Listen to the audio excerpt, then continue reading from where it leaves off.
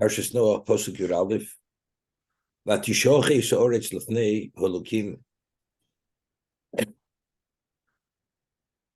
And the land became corrupted before Elokim.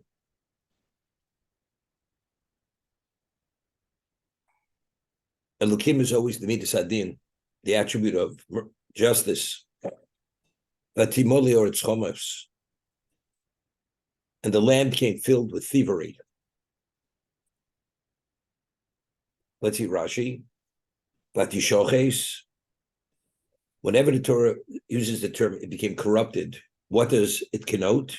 Lashon erva, either because they were involved in promiscuity, that's adultery and incest, avodah zarah, idolatry, kemo pentashchisun, where Moshe Rabbeinu speaks to Klal Yisrael that after he passes away, they'll become corrupted. And over there it's referring to idolatry. Yehishchus kol basar, that even the species who normally don't procreate with anyone other than their own, they procreated with other species. I mean, the whole system became totally out of whack, became corrupted. Vatimoli haaretz chomos gezel, and the land became filled with thievery.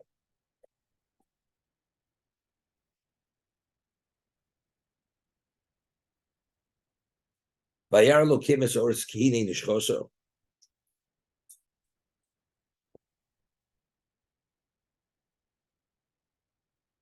So the first pasuk says the land became corrupted, meaning the animals, everything was not, they procreated with other species.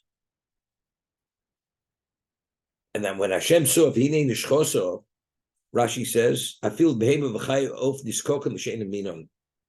all the species, the undomesticated, the birds, and domesticated, they were procreating with other species, which is not the natural part of the DNA of the animal. I mean, everything was totally unnatural. The natural became unnatural.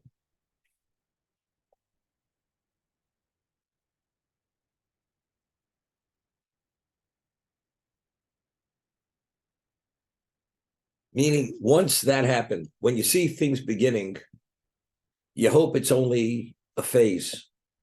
When it becomes natural, the unnatural becomes natural, then you know it's at a point of no return.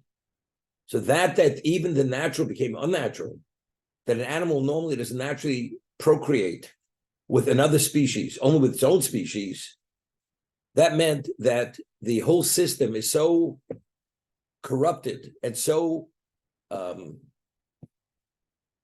putrefied, the system doesn't work any longer. The system is totally dysfunctional. It's at a point where Hashem says, we have to revamp the system.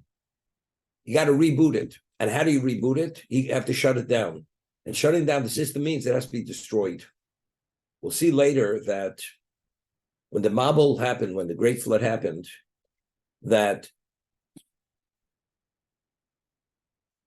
3 tefachim into the earth, not only was the earth destroyed, the people, even the topsoil, 3 tefachim, that's 12 inches into the ground, was also stripped away. Anything that was exposed to man's behavior, which was considered a level of impurity, it actually penetrated the earth. The earth was exposed to a behavior, so even the earth had to be stripped away.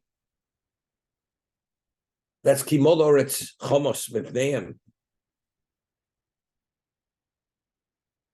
Ve'er Elokim leNoach, v'yomer Elokim Noach, kates kol basar bo lefonai. The end of all flesh came before me, kimol haaretz chomos mipneihem, because the world has been filled with thievery. V'ni mashchisem ashchisom es haaretz. Therefore, I will destroy the what? The land. Rashi, kates kol basar, kol mokshe to motze iznus v'avodah zarah.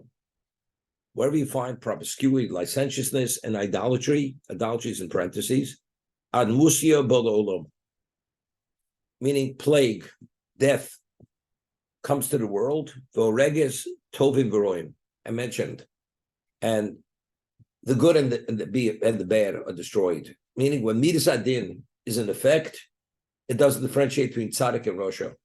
You can't be perfect enough to be able to withstand the exactness of midas adin. Ad musio bole olam.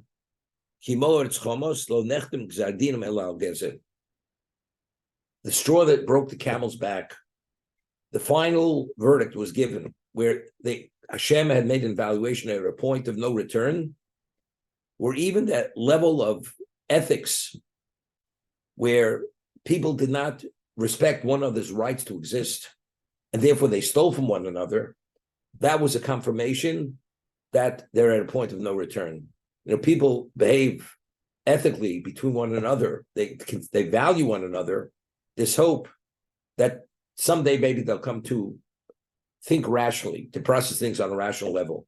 But once they reach a level, after everything's said and done, even what naturally should be understood, that people have rights, independent rights to exist, everything is consensual. So consensual, people commit adultery, incest, people commit bestiality. You own the animal. Well, what about taking something that you have no right, moving over the boundary line? Where do you have a right to do that? That means humanity cannot coexist with one another. As a result of that, on top of everything, that it's totally rotten to the core, even that seemingly semblance of what a human being is, even that is lost. Once that's lost, it's beyond hope. And therefore Hashem says, and now I will destroy them.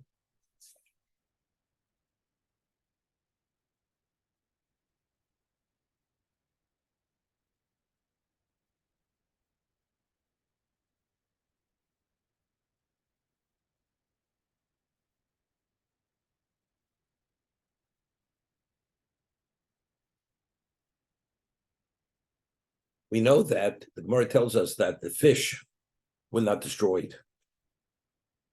It's only we see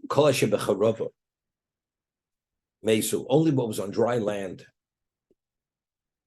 were destroyed. The fish were not destroyed. Why weren't the fish destroyed? Because the fish were not exposed to man's behavior. They were covered by the ocean. But anything that was within the same atmosphere, which became putrefied, you had all this spiritual putrefaction due to man's behavior, and it was exposed to that, they were impacted, and because they were impacted, everything had to be destroyed. Because we're going to see the only species that went into the teva were the species that did not procreate with what? With other species. They were purebreds. But any species that was not pure was not admitted into the teva. Miraculously, we'll discuss, is it possible that Noah was able to gather and locate every species in existence that God created? Every species that God created, domesticated, undomesticated, reptiles, insects, birds. We're talking about endless numbers. Humanly, it's not possible to gather all that. So how did it happen? So the Gemara tells us that when it was about to happen, it's like similar, we had the tsunami in the Far East. What happened? There was like something in the atmosphere where all birds and animals, they went to high ground. They had a sense something was happening. They sensed something that the human being didn't sense. Right before the Mabul, there was a sense that all living species had to go to this one location. And they all converged on the table. Now, when you have endless, we're talking numbers which are not to be imagined, are converging on the table, and there's an opening there. So how do you discern? First, we said 2 of each species, a male and a female of the non-kosher, 7 of the kosher, reptile, insects. How do you even locate them? The answer is they came naturally by themselves. The teva itself would only admit, you could only go through that opening only if you were purebred. If you were not a purebred, you could not go. We find by the war with Midian, any woman that was above, any female that was above the age of 3 was killed, even though they were not involved with the whole story with the Shmoav, where they actually seduced the men. But any woman who was above the age of 3, they had brought them back, and Moshe became upset, angry, because they were supposed to destroy them all. So, but how do you know if a girl's above the age of 3 or not above the age of 3? So the Chazal say they passed them before the Urim V'Tumim and the Tzitz, and when she would pass before that, she would take on a jaundice look.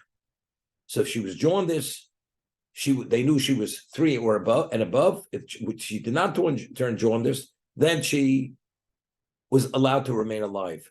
The Teva, it was miraculous, would only admit there was like some kind of like force there, would only allow the purebred to go through that. And after 2 went through, a male and a female of that species wasn't permitted to go through any longer. The Teva would not admit it. Now this is, you have the code bar when you go shopping. You buy if you buy 3, you get the discount. So how do you know 3? You put the 3 items at different times on the counter, but it's in the computer. Then when you have 3, all of a sudden the price, you get the discount. Lavdi. So the Teva itself, it was already in the system that once that species, a male and female, went through, no other male and female could go through of that species, and was kept out. This was all miracle.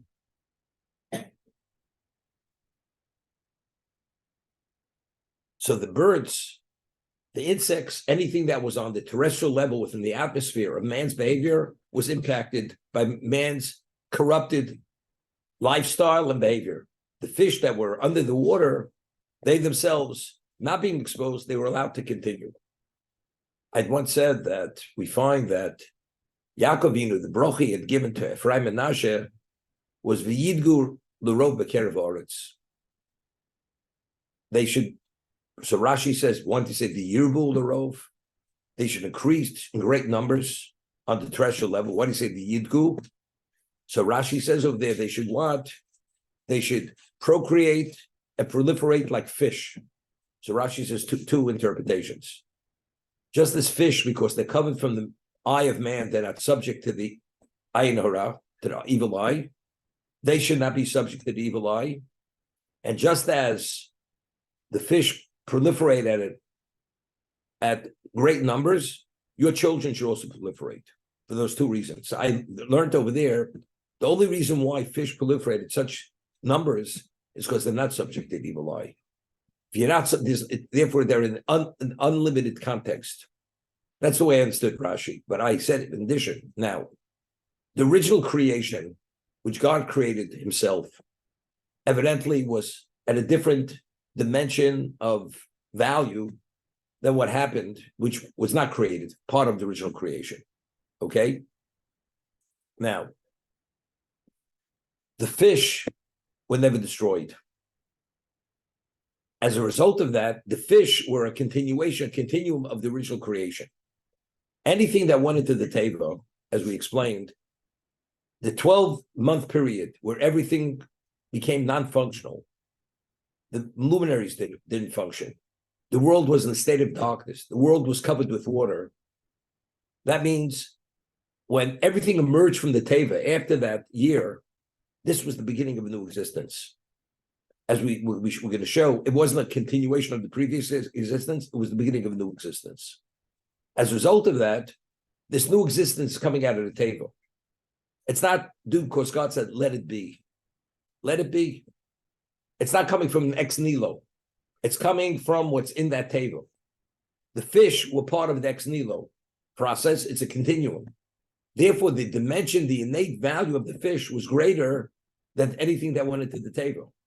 So Yaakov, when he gave the bracha to Ephraim and Menashe, to Yosef for his children, he said, they should be like fish, because the fish is the species which was not destroyed during the Mabul.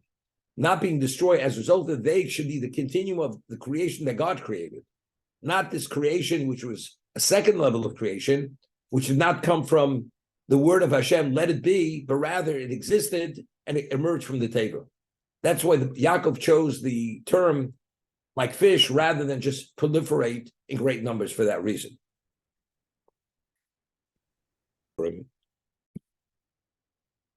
Baal HaTurim says, Hashem says to Noach, Kates kol basa bo lefonai. So he says, Remez lo limei hamabul shein communion kets. He's alluding what is going to be the extent of the mabul, 190 days. The Torah tells us it rained 40 days and 40 nights. And then there was upsurge of water from the underground springs for 150 days.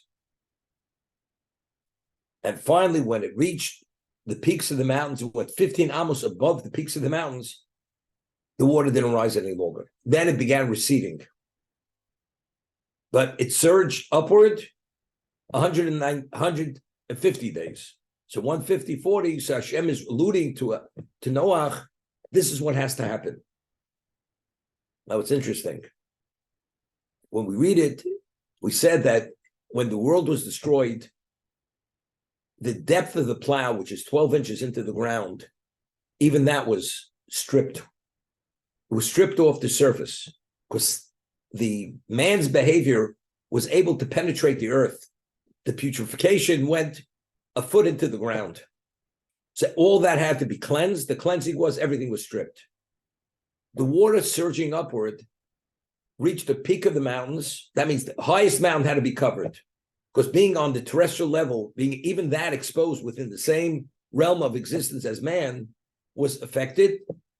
And it wouldn't have been enough to go 14 amos. 15. What's 15? 15 is always 8. It had to go beyond. As long as it was within the context of nature, which is 7, it wasn't enough. It had to go to 15, which is 8, which was the equivalent. Existence doesn't exist any longer. That's 8.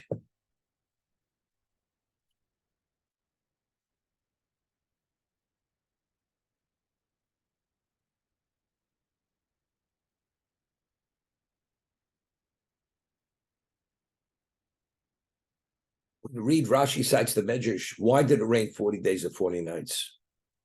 Why the number 40? So Rashi explains the people, they committed adultery and incest. From conception to life, it's a 40-day process. So this was to what? As a response to the misbehavior that they brought in to existence through their illicit sexual relations. They brought life, which was brought about illicitly. That life is a 40-day process to bring it from conception to life, the beginning of life. So to eradicate that, it rained 40 days and 40 nights as a response to that misbehavior. That's 40.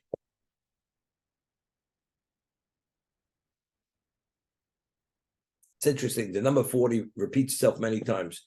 A mikveh, right? If you have a body of water, which is not a natural wellspring, only removes contamination only if it's 40 so, right? 40 so, it's a certain measure of water.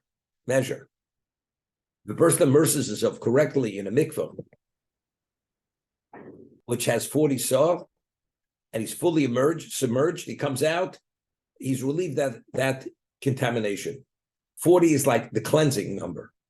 It's cleansing. After the chet of the Meraglim, we wanted for 40 years. 40 years in the desert, we were cleansed. The new generation is ready to go into the land after 40 years. We had to go through a 40-year process. It's always 40. Moshe was in Shamayim, heaven, 40 days and 40 nights to receive the Torah.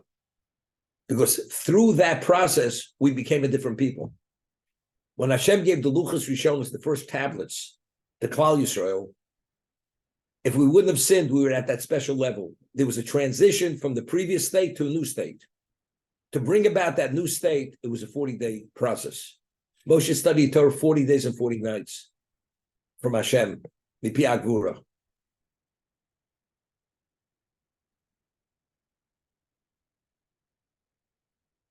But the number 40 is it's literally almost like an ex nihilo. You know, the act of procreation is called procreation. The only area which a human being or any living species has a semblance of Hashem, which is a yesh miyayin, which is ex nihilo, is procreation. What is creation? Creation, we said, is yesh miyayin. Nothing existed, all of a sudden it exists. Every living species which procreates, the process has a semblance of that. I once mentioned the Gemara in Nida, and the Gemara quotes Cleopatra, that she asked one of the Tanoim, she says she's amazed. She asked him a number of questions. She says, one of the questions she asked, Cleopatra asked the Tana, that if a person is buried and eventually resurrected, is he going to be resurrected in a clothed state or in a naked state? This is a question she bothered, whether she believed in resurrection. But according to the Jewish belief that there will be resurrection, when the body decomposes and everything reverts back to dust, when God will resurrect the human being, is it going to be a naked state or a clothed state? Yeah, this question bothered her. You understand? So the Tana answered her, it'll be in a clothed state. Why? It's a kal v'chomer. What's the kal v'chomer? You take a kernel of wheat and you plant it. So the kernel of wheat, when you plant it, has no husk, it has no chaff. It's the kernel just by itself. And when it grows out of the ground, what does it grow out as? As a husk of wheat. What's wheat? It has multiple covers on it. It has the chaff, then it has a husk, has many covers. So the human being, when he goes into the ground, he's wearing shrouds. He's clothed. So when he comes out of the ground, when he doesn't go and naked, definitely he's coming out, he's going to be clothed. That's what the Tana answered her. So when we'll be resurrected, it's not going to be in a naked state. That's what he answered Cleopatra. The other thing, she was amazed that, all unintelligible species, they walk on four, not on two. So when the species is pregnant, the fetus or the unborn issue, whatever it is, the calf or whatever it is, it lies on the flank. A human being stands on 2 feet vertically. So the weight of the child, based on gravity, should fall out of the woman. And yet, despite that, miraculously, the fetus stays within the woman's body until she's ready to give birth. She was amazed with it. Miraculous. That's something else she noticed. The ultimate she noticed is something unbelievable. You have this colorless fluid, and you have the ovum. It's fertilized. So it's liquid and all of a sudden a human being comes out. You have bones, you have sinews, you have flesh, you have blood, you have the eye, the pupil, you have hair, everything's a different texture. How does this all come about? It's almost like from nothing, something comes out in various colors and various textures and various functions. How does it happen? Amazed. She's amazed. It's literal, it's like an ex nihilo. Relative to where you started and where you're ending up, it's like creation. It's a procreation. That's what it is.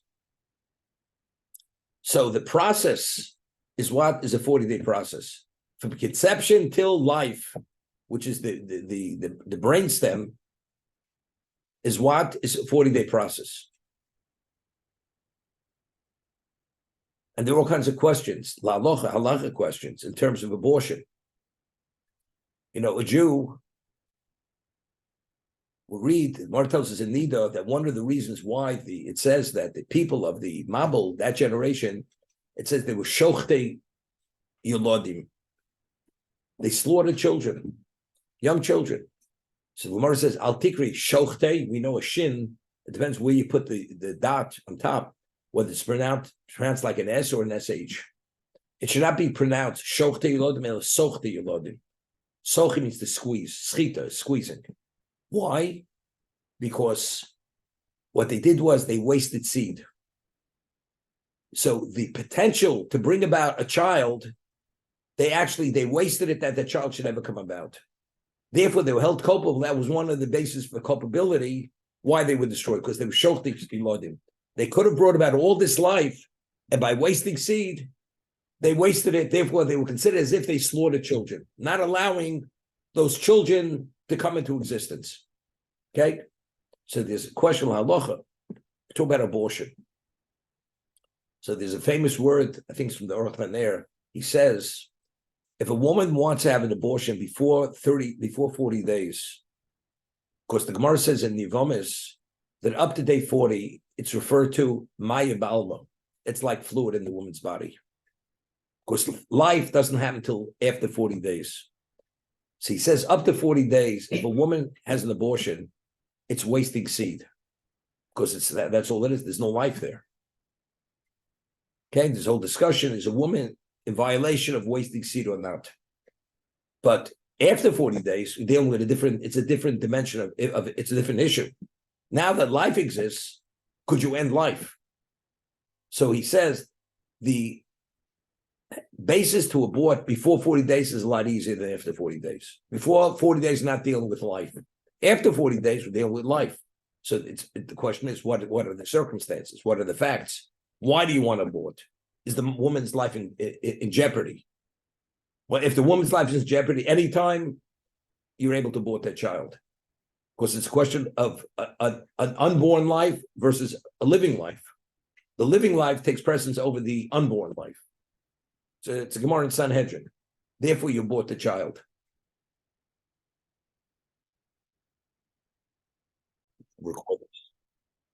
Was told that the Jews are going to be in the bondage is going to be 400 years.